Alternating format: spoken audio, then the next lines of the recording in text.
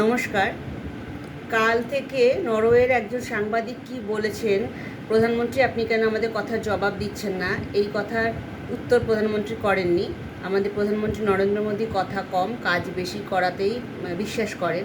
আমাদের এলওপি রাহুল গান্ধীর মতন নন, ওরকম উনি বাচাল নন।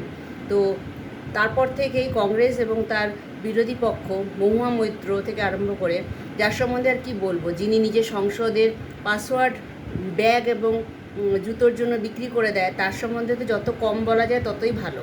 একজন দেহপসারিণী যে রাস্তায় শরীর বিক্রি করে জীবিকা নির্বাহের জন্য, সংসার চালানোর জন্য, প্রতিপালনের জন্য, তার সন্তানদের মুখ চেয়ে, তিনিও আমার কাছে নমস্য। আমি তাকেও অনেক শ্রদ্ধা করি, রাদার মহুয়া মৈত্রর চাইতে। মানে এতটাই উনি নিচু ক্যাটাগরির আমাদের চোখে। তো তাদের কি অধিকার আছে যে আমাদের নরেন্দ্র মোদী কে একজন কি বলল, যে তার 500 মাত্র ফলোয়ার, এমন না যে সে বিশাল বিখ্যাত একজন ব্যক্তি। তাকে যে প্ল্যান করা হয়নি, তাকে যে রাহুল গান্ধী প্ল্যান করেনি, সেটা কে বলবে? রাহুল গান্ধী, আপনি ডিলটা নিয়ে আলোচনা করুন। 5টি দেশে ভারতবর্ষ কী কী ডিল করে নিয়ে এসেছে। নেদারল্যান্ডসের থেকে যে তাম্রপত্রগুলো নিয়ে এসেছেন নরেন্দ্র মোদী, যেখানে মালাক্কা স্ট্রিটের ওপর ভারতের অধিকার প্রমাণ করবে। চীন কাঁপছে, আর তারপর থেকে চীন হয়তো ভয়ে কাঁপতে আরম্ভ করেছে যে মালাক্কা স্ট্রিটের গ্রেট নিকোবরে যদি আমরা বসে যাই, আমাদের ওখানে যদি 150 কিলোমিটারের মালাক্কা স্ট্রিটে 150 কিলোমিটারে ভারতের অস্তিত্ব থাকে, ভারতের সেনাবাহিনী থাকে, ওখানে একটা যদি জাহাজ থামানোর জন্য একটা যদি বন্দর তৈরি করা হয়, তাহলে সিঙ্গাপুর হংকংয়ের সাথে সেটা পাল্লা দেবে। সেই সব ব্যাপারে আপনি কনস্ট্রাকটিভ কিছু আলোচনা না করে কোথায় কে কী বললো, এবং পরবর্তীতে তো জানা যাচ্ছে সেই হিংলি যে নরেন্দ্র মোদীর সম্বন্ধে সমালোচনা করেছেন, তিনি কংগ্রেসের টুইটারকে ফলো করেন। হ্যাঁ, তো সে তাহলে কি আপনাদের দ্বারা বা বিদেশি এজেন্টদের দ্বারা, যারা নরেন্দ্র মোদীর যে হিউজ যে তার ডিল করেছে, তাতে যে ভারত যে হিউজ এগিয়ে যাবে, অনেক সাফল্য অর্জন করবে, সেটা আপনাদের সহ্য হচ্ছে না?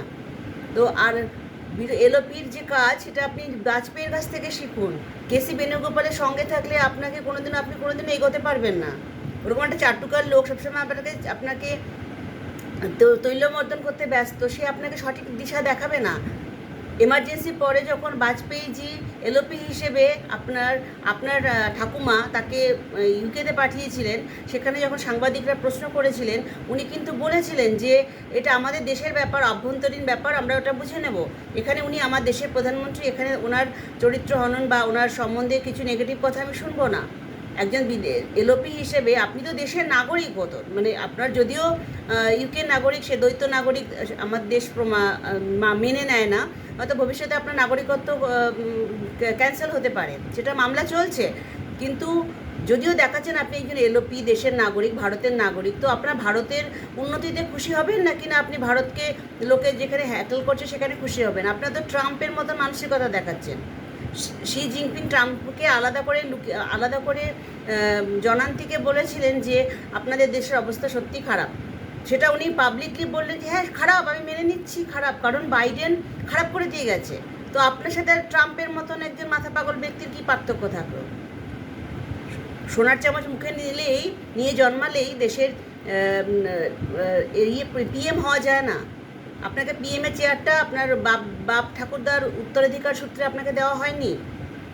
যে দেশের সাধারণ মানুষের যে গণতান্ত্রিকভাবে যাকে আমরা পিএম বানিয়েছি, তার এরকম মুহুর্মুহু যদি অপমান আপনি করে থাকেন, আপনার দল করে থাকে, জনতা কিন্তু সব দেখছে। জনতাকে এত বোকা ভাববেন না। এবং এইভাবে আপনি মানুষের সবার চোখের থেকে আপনি সরে গেছেন। সারা গোটা রাজ্য থেকে গুটিয়ে আপনাকে সাউথে পাঠিয়ে দেওয়া হয়েছে, সেখানেও তো আপনি কেরলেও সঠিকভাবে রাজত্ব করতে পারবেন না। মুসলিম লীগ আপনার মাথার ওপর নৃত্য করছে। 5টা মাত্র সিট নিয়ে আপনি তামিলনাড়ুকে সাহায্য করে এমন একটা রাজা ভাব দেখাচ্ছেন। মানুষেরা ঘর ঝাড় দিয়ে নোংরা ফেলার আগে একটার দিকে জড়ো করে। ভারতবর্ষ থেকে আপনারা জড়ো হতে হতে সাউথে গিয়ে পৌঁছেছেন। হিমাচলে একটু টিম করে চলছেন, ওটাও নিভে যাবে। ওখান থেকে ঝাঁটিয়ে আপনাদের বঙ্গোপসাগরে ফেলে দেওয়া হবে।